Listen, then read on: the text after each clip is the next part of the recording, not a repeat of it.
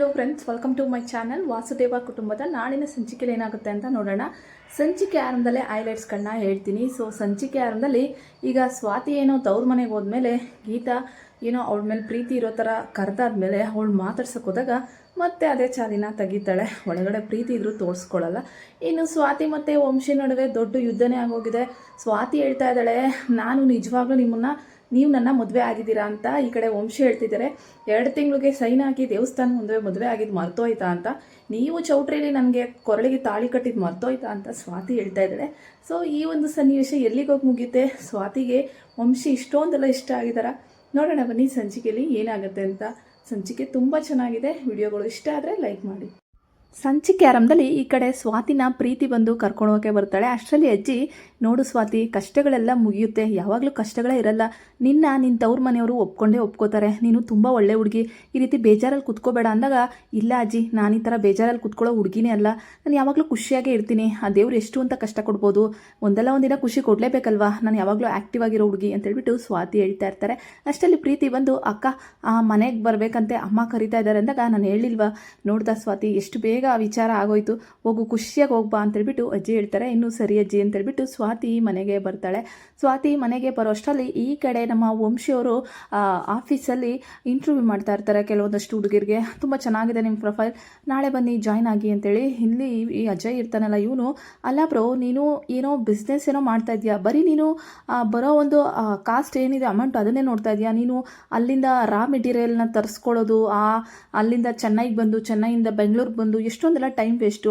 ಅದಕ್ಕಿಂತ ಬದಲು ನೀನೇ ಒಂದು ಪರ್ಚೇಸ್ ಮಾಡಿಬಿಟ್ಟು ವೆಹಿಕಲ್ನ ಅಲ್ಲಿಂದ ನಾವು ತರಿಸ್ಕೊಳ್ರೆ ಹೆಂಗಿರುತ್ತೆ, ನಮಗೆ ಗಾಡಿನೂ ಫ್ರೀಯಾಗಿ ಸಿಗುತ್ತೆ, ಮತ್ತು ನಾವೇ ಓನಾಗಿ ರಾ ಮೆಟೀರಿಯಲ್ನ ತರಿಸ್ಕೊಳ್ಳೋಂಗಾಗುತ್ತೆ ಅಂದಾಗ, ಸೂಪರ್ ಐಡಿಯಾ ಅಜಯ್, ಅದಕ್ಕೆ ನೀನು ಬಿಸ್ನೆಸ್ಸಲ್ಲಿ ಒಳ್ಳೆ ಮುಂದುವರೆದಿರೋದು ಅಂದಾಗ, ಹೌದು ಅಂದಾಗ, ಅಲ್ಲೆಲ್ಲ ನಾನೇ ಅಕೌಂಟ್ಸ್ನ ನೋಡ್ಕೊತಿದ್ದು ಅಂತ ಹೇಳ್ಬಿಟ್ಟು ಹೇಳ್ತಾ ಇರ್ತಾನೆ. ಸರಿ ಆಯಿತು, ಒಂದು ಸ್ವಲ್ಪ ದಿನ ನಮ್ಮ ಅಕೌಂಟ್ಸ್ದು ನೋಡ್ಕೊ, ನನ್ನ ಅಕೌಂಟ್ಸ್ ಅಂತ ಹೇಳಿದಾಗ, ನನಗೂ ಅಷ್ಟೇ ಬೇಕಾಗಿದ್ದಲ್ವೇನೋ, ನಿನ್ನ ಆಫೀಸಲ್ಲಿ ಇರೋ ಬರೋದನ್ನೆಲ್ಲ ದೋಚೋದೇ ನನ್ನ ಕೆಲಸ ಅಂತೇಳ್ಬಿಟ್ಟು ಈ ಫ್ರಾಡ್ ಮಾತಾಡ್ಕೊತಾ ಇರ್ತಾನೆ. ವಂಶಿ ಮಾಡಿರೋ ಆಸ್ತಿ ಮೇಲೆ ಇವನು ಕಣ್ಣು. ವಂಶಿಯನ್ನ ಆರಾಮಾಗಿ ನಂಬ್ತಾ ಇದ್ದಾರೆ. ಸೊ ಮುಂದೆ ಎಲ್ಲಿಗೆ ಹೋಗಿ ತಲುಪುತ್ತೋ ಗೊತ್ತಿಲ್ಲ. ಇನ್ನು ಸ್ವಾತಿ ಮನೆಗೆ ಹೋಗಿದ ತಕ್ಷಣ ಎಲ್ಲರೂ ಸಹ ಪ್ರೀತಿಯಿಂದ ಬಂದು ಮಾತಾಡಿ, ನಾವು ಅವತ್ತು ಸಿಕ್ಕಾಪಟ್ಟೆ ಬೈದ್ಬಿಟ್ಟು, ನಿನ್ನ ಉದ್ದೇಶ ಸರಿಯಾಗೇ ಇತ್ತು, ನೀನು ಮನೆ ಸಿಗುತ್ತೆ ಅಂತ ಆ ಒಂದು ಪಟ್ಟಣ ಬಿಟ್ಕೊಟ್ಟೆ, ಆದರೆ ಪಶುಪತಿ ಮಾಡಿದ ಮೋಸಕ್ಕೆ ಬಲಿಯಾದೆ ಅಂದಾಗ, ಹೌದು ಅಮ್ಮ, ನಾನು ಮನೆ ಸಿಕ್ಕರೆ ನಿನ್ನ ಕೈ ಕೊಟ್ಟು ಖುಷಿ ಪಡೋಣ ಅಂತಿದ್ದೆ, ಆದರೆ ಆ ಪಶುಪತಿ ಅಪ್ಪಂಗೂ ಮೋಸ ಮಾಡ್ದಂಗೆ ನನಗೂ ಮೋಸ ಮಾಡಿಬಿಟ್ಟ ಅಂತೇಳ್ಬಿಟ್ಟು ಹೇಳ್ತಾ ಇರ್ತಾರೆ. ಇನ್ನು ಗೀತಾ ಹಿಂದೆ ನಿಂತಿರ್ತಾಳೆ. ಗೀತು ನೋಡಿ ಅಕ್ಕ ಅಂದಾಗ, ಗೀತಾನೇ ನಿನ್ನ ಬರೇಳಿರೋದು ಅಂತೇಳ್ಬಿಟ್ಟು ಅಜ್ಜಿ ಹೇಳ್ತಾರೆ. ನಾನಾ ಅಕ್ಕ, ನೀನನ್ನು ಕ್ಷಮಿಸಿದ್ಯಾ ಅಂತೇಳ್ಬಿಟ್ಟು ಸ್ವಾತಿ ಕೇಳಿದಾಗ, ನಾನಾ ಕ್ಷಮಿಸೋದ, ಏನೋ ಆ ದೇವಸ್ಥಾನ ವಿಚಾರದಲ್ಲಿ ಆ ಪಶುಪತಿ ನಿನಗೆ ಮೋಸ ಮಾಡ್ದ ಅಂತೇಳ್ಬಿಟ್ಟು ಅರ್ಧೆ ಅಂದೆ, ಆದರೆ ನೀನು ಮೊದಲು ಮಾಡಿರೋ ಮೋಸನ ನನ್ನ ಮರ್ತಿಲ್ಲ ಆಯಿತಾ. ಹೇ ಪ್ರೀತಿ, ನಾನು ಯಾವಾಗ ಹೇಳಿದೆ ನಿನಗೆ ಕರ್ಕೊಬಾ ಅಂತೇಳ್ಬಿಟ್ಟು ಜೋರು ಮಾಡಿ ಹೊರಟೋಗ್ತಾಳೆ. ಇಲ್ಲ ಸ್ವಾತಿ, ನಿಜವಾಗ್ಲೂ ಗೀತಾನೇ ನಿನ್ನನ್ನು ಬರೆಯಕ್ಕೆ ಹೇಳಿದ್ದು ಅಂದ್ಬಿಟ್ಟು ಅಜ್ಜಿ ಅಮ್ಮ ಎಲ್ಲ ಹೇಳ್ತಾರೆ. ಇನ್ನು ಸ್ವಲ್ಪ ದಿನ ಗೀತಂಗಿರೋ ಮುಂಗೋಪ, ಅವಳಿಗೆ ನಿನ್ನ ಮೇಲೆ ತುಂಬಾ ಅಪಾರವಾದ ಪ್ರೀತಿ ಇದೆ, ಆದರೆ ಎಲ್ಲಿ ನೀನು ಮಾಡಿರೋ ತಪ್ಪನ್ನ ನೀನು ತಿದ್ಕೊಳ್ಳಲ್ವೋ ಅಂತೇಳ್ಬಿಟ್ಟು ಗೀತಾ ಆ ಥರ ಆಡ್ತಾಳೆ ಅಂದಾಗ, ಪರವಾಗಿಲ್ಲ ಅಕ್ಕ, ನನಗೆ ಬೈದರೂ ಬೇಜಾರಿಲ್ಲ ಅಂತೇಳ್ಬಿಟ್ಟು ಸ್ವಾತಿ, ಸರಿ ನಾನು ಅಲ್ಲಿಂದ ಹೊರಡ್ತೀನಿ ಅಂತ ಬಂದ್ಬಿಡ್ತಾರೆ. ಇನ್ನು ಸ್ವಾತಿ ಮನೆಗೆ ಬರ್ತಿದ್ದಂಗೆ ಈ ಕಡೆ ಅವ್ರಿಗೆಲ್ಲ ಮಾತು ಕೊಟ್ಟು ಬಂದಿರ್ತಾಳೆ. ಮೇಘ ಮತ್ತು ಪ್ರೀತಿ ಖರ್ಚು ವೆಚ್ಚ ನಾನು ನೋಡ್ಕೋತೀನಿ, ಕೆಲ್ಸಕ್ಕೆ ಸೇರ್ಕೋತೀನಿ ಅಂತ. ಕುಮಾರನು ನಾನು ಕೆಲ್ಸಕ್ಕೆ ಸೇರ್ತಾ ಇದ್ದೀನಮ್ಮ ಅಂತ ಹೇಳ್ಬಿಟ್ಟು ಹೇಳಿರ್ತಾನೆ. ಸೊ ಈಗ ಏನು ಮಾಡೋದು, ಕೆಲ್ಸಕ್ಕೆ ಸೇರ್ಕೋಬೇಕಲ್ಲ, ವಂಶಿಯವ್ರ ಆಫೀಸಲ್ಲೇ ಕೆಲಸ ಗಿಟ್ಸ್ಕೊಂಡ್ರೆ ಒಂದು ಸ್ವಲ್ಪ ನನಗೂ ಒಳ್ಳೇದಿರುತ್ತೆ, ಆರಾಮಾಗಿ ಹೋಗಿ ಬರ್ಬೋದು ಅಂತೇಳ್ಬಿಟ್ಟು ತಾತನ ಕೇಳಿದ್ರೆ ಹೇಗಿರುತ್ತೆ ಅಂದಾಗ, ತಾತ ನಾನು ಅವತ್ತು ಕೇಳಿದ ವಿಚಾರ ಏನು ಮಾಡಿದೆ ಅಂತೇಳ್ಬಿಟ್ಟು ಯೋಚನೆ ಮಾಡಿರ್ತಾಳೆ. ಚಟ್ನಿ ಹಾಕು ಸ್ವಾತಿ ಅಂತ ವಂಶಿ ಕೇಳಿದ್ರು, ಅವಳಿಗೆ ಬರೀ ಕೆಲಸದ್ದೇ ಚಿಂತೆ ಆಗಿರುತ್ತೆ. ತಾತ ಚಟ್ನಿನ ಅಂತ ಹೇಳಿದಾಗ, ನನಗಲ್ಲಮ್ಮ ಚಟ್ನಿ, ನಿನ್ನ ಗಂಡಂಗೆ ವಂಶಿಗೆ ಅಂತೇಳ್ಬಿಟ್ಟು ತಾತ ಹೇಳ್ತಾರೆ.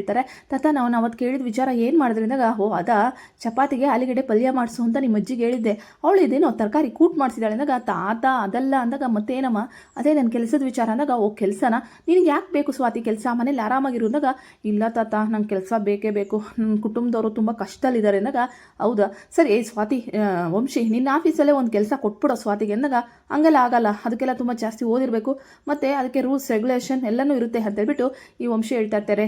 ಹೆಂಡ್ತಿಗೆಲ್ಲ ಏನೋ ರೂಲ್ಸು, ಯಾವುದಾದ್ರೂ ಒಂದು ಕೆಲಸ ಕೊಡು ಅಂತೇಳ್ಬಿಟ್ಟು ಅಜ್ಜಿ ಜೋರು ಮಾಡ್ತಾರೆ. ಅಜ್ಜಿ ನೀವೆಲ್ಲದಕ್ಕೂ ಬರಬೇಡಿ ಆಯಿತಾ, ಇವಳಿಗೆ ಏನು ಓದಿದಾಳೆ ಅಂತ ಕೊಡೋಕ್ಕಾಗುತ್ತೆ, ಪೋಸ್ಟ್ ಇಲ್ಲ ಏನೂ ಇಲ್ಲ, ನಾವೇ ಸೃಷ್ಟಿ ಮಾಡ್ಕೊಡೋಕ್ಕಾಗುತ್ತಾ ಅಂದ್ಬಿಟ್ಟು ವಂಶಿ ಹೇಳ್ತಾ ಇರ್ತಾರೆ. ಸೃಷ್ಟಿ ಮಾಡೇ ಕೊಡು, ನೀನು ಹೆಂಡ್ತಿ ಅಲ್ವಾ, ಏನಾಗುತ್ತೆ, ಬೇರೆ ಕಡೆ ಎಲ್ಲಾದರೂ ಹೋಗಿ ಸೇರಿಕೊಂಡ್ರೆ ಏನು ಚೆನ್ನಾಗಿರುತ್ತೆ ಹೇಳು ಅಂತೇಳ್ಬಿಟ್ಟು ಅಜ್ಜಿ ಹೇಳ್ತಾ ಇರ್ತಾರೆ. ಹೌದು ವಂಶಿ ಅವರೇ, ನಿಮ್ಮ ಆಫೀಸಲ್ಲಿ ಯಾವ ಕೆಲಸ ಇದ್ರೂ ನಾನು ಮಾಡ್ತೀನಿ ಅಂತ ಹೇಳ್ಬಿಟ್ಟು ಸ್ವಾತಿ ಹೇಳ್ತಾಳೆ. ಹೌದು, ಹಂಗಾರೆ ಸ್ವೀಪರ್ ಕೆಲಸ ಮಾಡಿಬಿಡು ಅಂದಾಗ ಅಜ್ಜಿ ಅಂದಾಗ, ಏ ವಂಶಿ, ನಾನು ಹೇಳ್ತಾ ಇದ್ದೀನಿ ನೋಡು, ಸ್ವಾತಿಗೆ ನಿಮ್ಮ ಆಫೀಸಲ್ಲೇ ಕೆಲಸ ಕೊಡಬೇಕು. ಅವಳು ಬೇರೆ ಕಡೆ ಬಿಸಿಲು ಗಾಳಿ ಮಳೆ ಅಂತ ಹೋಗೋ ಅವಶ್ಯಕತೆ ಬೇಡ, ನಿಮ್ಮ ಆಫೀಸಲ್ಲೇ ಕೆಲಸ ಕೊಟ್ಟರೆ ಸರಿ ಅಂತ ಹೇಳ್ಬಿಟ್ಟು ತಾತ ಹೇಳ್ತಾರೆ. ಸರಿ ಆಯಿತು ಅಂತ ವಂಶಿ ಒಪ್ಕೊಂಡು ರೂಮ್ಗೆ ಹೋದ್ಮೇಲೆ, ಅಲ್ಲ ಕಣೆ, ತಾತ ಅಜ್ಜಿನ ಇಟ್ಕೊಂಡು ಈ ಥರ ಬ್ಲ್ಯಾಕ್ ಮೇಲ್ ಮಾಡೋಕ್ಕೆ ನಿನ್ಗೇನು ಅನ್ಸಲ್ವಾ, ಕೆಲಸನ ಈ ರೀತಿನೂ ಗಿಟ್ಟಿಸ್ಕೊತಾರ ಅಂತ ಹೇಳ್ಬಿಟ್ಟು ಹೇಳ್ತಾರೆ. ನಾನೇನು ಆ ಥರ ಬ್ಲ್ಯಾಕ್ ಮೇಲ್ ಮಾಡ್ತಾ ಇಲ್ಲ, ಏನೋ ಒಂದು ಕೆಲಸದ ಅವಶ್ಯಕತೆ ಇತ್ತು ಅಂತ ಆ ಥರ ತಾತ ಅಜ್ಜಿ ಕೈಲಿ ಹೇಳ್ಸ್ತೆ ಅಷ್ಟೇ. ಈಗೇನು ನೀವು ಕೆಲಸ ಕೊಡೋಂಗಿದ್ರೆ ಕೊಡಿ, ಇಲ್ಲ ಬೇರೆ ಕಡೆ ಹೋಗ್ತೀನಿ ನಾನು ಅಂದಾಗ, ಆರಾಮಾಗಿ ಹೋಗೋ ಮಾರಾಯ್ತಿ, ನಮ್ಮ ಆಫೀಸಲ್ಲಿ ನಿನಗೆ ಕೆಲಸ ಇಲ್ಲ ಅಂತ ಹೇಳ್ಬಿಟ್ಟು ವಂಶಿ ಹೇಳ್ತಾರೆ. ಅಲ್ಲ, ನೀವು ಯಾವ ಕೆಲಸ ಬೇಕಿದ್ರೆ ನಾನು ತಾತ ಅಜ್ಜಿ ಕಡೆಯಿಂದ ಬಂದೆ ಅಂತ ಏನು ಅವಶ್ಯಕ ಇಲ್ಲ, ನೀವು ಇಂಟರ್ವ್ಯೂ ಮಾಡಿ ನನಗೆ ಕೆಲಸ ಕೊಡ್ಬೋದು ಅಂತ ಸ್ವಾತಿ ಕೇಳ್ತಾಳೆ. ನಾವು ಮಾಡೋ ಇಂಟರ್ವ್ಯೂಲಿ ನೀನು 1% ಪಾಸ್ ಆಗಲ್ಲ ಅಂತ ಹೇಳ್ಬಿಟ್ಟು ವಂಶಿ ಹೇಳ್ತಾರೆ. ನೋಡೋಣ ನಾಳೆ ಗೊತ್ತಾಗುತ್ತಲ್ಲ ಅಂದ್ಬಿಟ್ಟು ಸ್ವಾತಿ ಹೇಳ್ತಾ ಇರ್ತಾಳೆ. ಅಲ್ಲ ಕಣೆ, ಇಷ್ಟೊಂದೆಲ್ಲ ಅಧಿಕಾರ ಚಲಾಯಿಸ್ತೀಯ ಗಂಡ ಗಂಡ ಅಂತ ಅವ್ರ ಮುಂದೆ ಎಲ್ಲ, ನೀನು ನಿಜವಾಗ್ಲೂ ನಿನ್ನ ಗಂಡನ, ಅದು 2 ತಿಂಗಳಿಗೆ ನಾವು ಅಗ್ರಿಮೆಂಟ್ ಮಾಡ್ಕೊಂಡಿರೋ ದೇವಸ್ಥಾನ ಮುಂದೆ ಎಲ್ಲ ಮರ್ತ್ಬಿಟ್ಟ ಹೇಗೆ ಅಂದಾಗ, ಓಹೋ ಹೌದಾ, ಹಾಗಿದ್ರೆ ನೀವು ಚೌಟ್ರಿ ನನ್ನ ಕೊರಳಿಗೆ ತಾಳಿನ ಹಾಕಿದ್ರಲ್ಲ, ಅದುವಾಗ ನೀನು ಮರ್ತ್ಬಿಟ್ರ, ನೀವು ನಿಜವಾಗ್ಲೂ ನನ್ನ ಮದುವೆ ಆಗಿದ್ದೀರಾ ಅಂತ ಹೇಳ್ಬಿಟ್ಟು ಸ್ವಾತಿ ಹೇಳ್ತಾಳೆ. ಏನು ಹೇಳ್ತಾ ಇದೆಯಾ ನೀನು ಅಂದಾಗ, ಹೌದು ಸಾಹೇಬ್ರೆ, ಮರ್ತೋದ್ರ ಎಲ್ಲನೂ, ನೀವೇನೋ ಅವತ್ತು ನನ್ನಷ್ಟಕ್ಕೆ ನಾನು ತಾಳಿ ಕಟ್ಕೊಂಡಿದ್ದೆ ದೇವಸ್ಥಾನ ಮುಂದೆ, ನೀವು ಅಗ್ರಿಮೆಂಟ್ ಮಾಡ್ಕೊಂಡ್ರ ಅಂತ, ಅದಾದ್ಮೇಲೆ ಚೌಟ್ರಿಲಿ ನಿಮ್ಮ ತಾಯಿ ತಾಲೆನ ನನಗೆ ಯಾಕ್ರಿ ಹಾಕಿದ್ರ, ಅದಾಕಾದ್ಮೇಲೆ ನಾನು ನಿಮ್ಮ ಹೆಂಡ್ತಿನೇ ತಾನೇ, ನಾನೇ ನಿಮ್ಮ ಹೆಂಡ್ತಿ, ನಾನೇ ಮನೆ ಯಜಮಾನಿ ಅಂತ ಹೇಳ್ಬಿಟ್ಟು ಸ್ವಾತಿ ಹೇಳ್ತಾ ಇರ್ತಾಳೆ.